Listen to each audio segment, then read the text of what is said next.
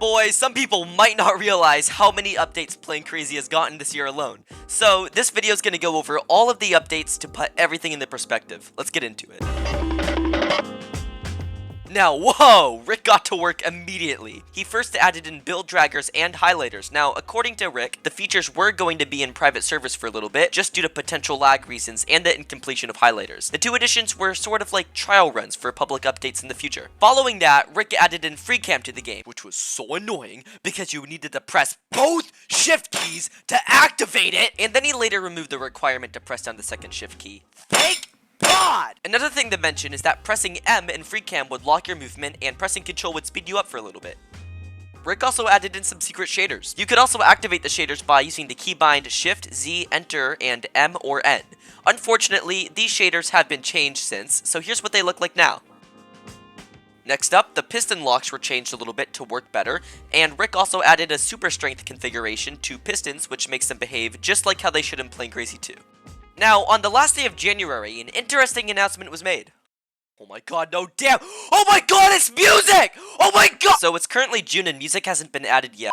Now, starting off strong in February, Rick released a new save data update. He showed a save slot with 1.5 thousand blocks going from 168 units of measurement I'm not too sure about to 158 units of measurement I'm not too sure about. Now, along with that, Rick helped the players out greatly by allowing 3 decimal digits to be added to number configurations instead of just 2. This greatly improved precision for some blocks, and the speaker block limit was also increased. Now, things weren't done just yet. The developers were still cooking. Now, on the 11th of February, the Playing Crazy community got pretty hyped up by this announcement. Rick asked everybody whether or not they wanted compression blocks. He stated that compression blocks would be both invisible and uncollidable by choice, and he also told us that they would behave just like locked motors, but with more features. Now, along with that, Rick also announced gyro blocks, which could customize the orientation of what they attached to. Not only that, he also announced 2 different joint blocks, being the ball and universal joint. Finally, he also told us that height blocks, blocks with the ability to maintain a specific height no matter what, would also be added. Now, after many days of restlessness, most of the features were finally added to Playing Crazy on the 24th. Everything was added except the compression block, which was facing some lag issues. Now, along with the promised additions, Rick also added in a new shader, an increased block limit, gun keybinds, statue blocks, and most importantly, bug fixes.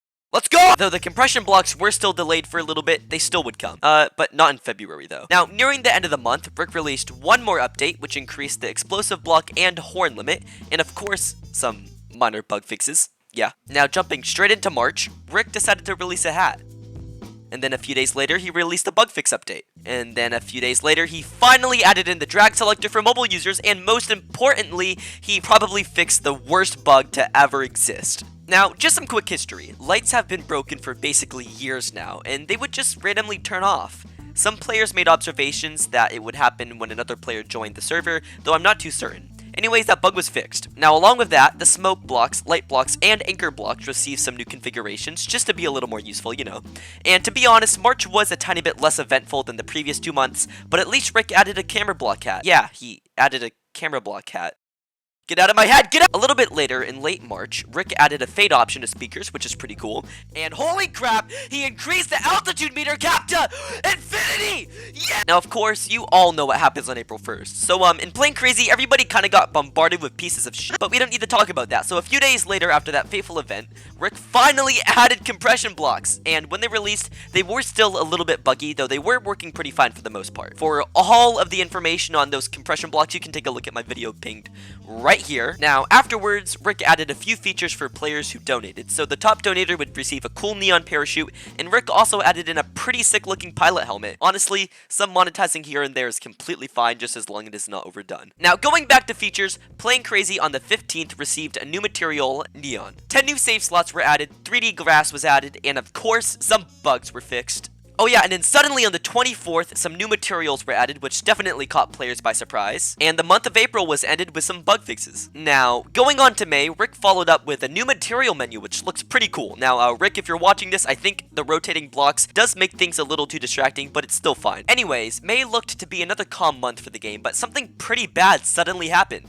Yeah, so that happened. On the 6th of May, some saved data corruption issues happened in Playing Crazy, so everybody had to be reverted back to the previous day to get their data back. Apparently, the testers did not experience this issue at all while the update that brought it was being worked on, so the big issue went under the radar. But fortunately, everything was resolved in a few days. Anyways, back to the updates.